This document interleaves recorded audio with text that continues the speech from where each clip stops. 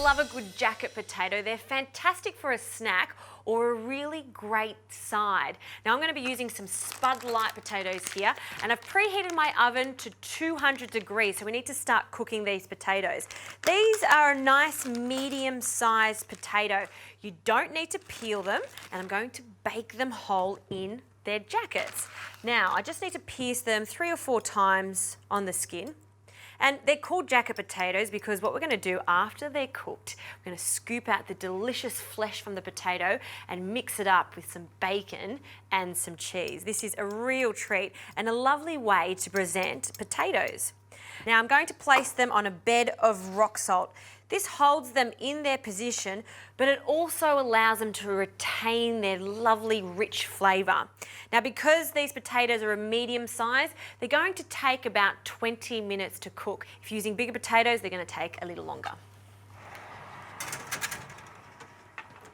While my spuds are cooking in the oven, we can get on to the filling, which is bacon. I'm using some streaky bacon. I like the fat content in it because it's going to give us a really nice crunchy finish. And the best way to get crunchy bacon is to start with a cold pan. I'm using a grill, and I'll cut this bacon into long strips. And then I'll place them in a dry cold pan, so no oil required.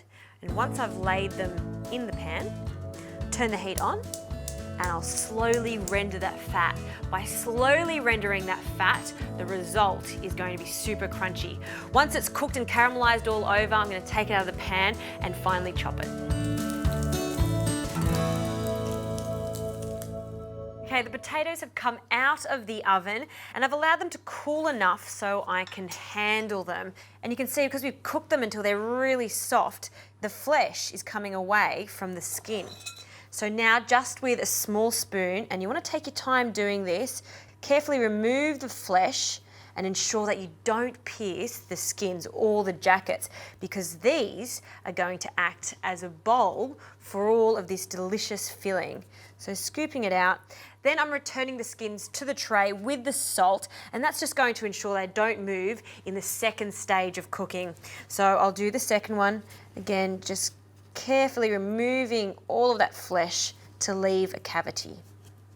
Okay, the bacon is also cooked and I've allowed it to cool a little so it goes super crunchy. And now we can finally chop it. So we'll take that off.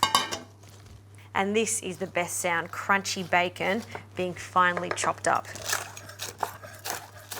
And you can see I've taken it a little further so it's super caramelized, because I love that salty flavour and I also love the texture of it when it's like this. So now just run your knife through it 3 or 4 times so we form a bacon crumb. And if you wanted to make this 100% vegetarian, of course, just leave out the bacon. You can substitute this for corn, some olives, some extra herbs is fantastic too. All right, in with the bacon. And then just using a masher, I'm going to puree our potato. And I don't mind if there's a little texture there too. So that's plenty of mashing. Now for the spring onions, 3 spring onions. I'll finely slice them. I just want the white part, and we'll just cut them into rounds. It's going to give it a lovely mild onion flavour without it overpowering. And in the same family as the spring onions is the good old chive. Again, I love that fresh flavour of them. So half a bunch of chives is perfect. Okay, we'll gather them and then finally chop them.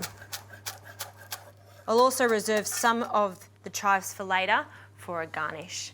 So they can go into the bowl with the rest of the ingredients. Now potatoes love nutmeg, so a generous pinch of ground nutmeg, some freshly grated cheddar cheese, and please grate your own cheddar cheese. It just tastes so much better than the pre-packaged grated cheese. And then to bring the whole thing together, a good drizzle of cream. I'm using pure cream. Perfect.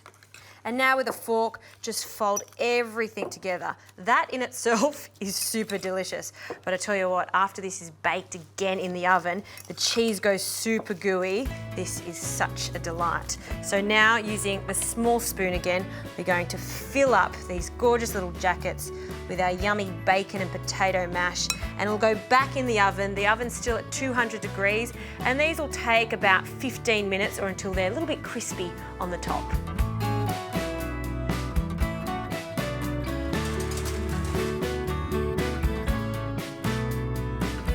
These smell delicious, and how fantastic do they look? You know what, with that bacon in it, you really don't need anything else with them. They're quite filling, and you want to serve them when they're piping hot and the cheese is gooing out from the sides, just like this one. I'm going to serve up 3, and just be careful not to lift up any of that rock salt. We don't need that. The last one.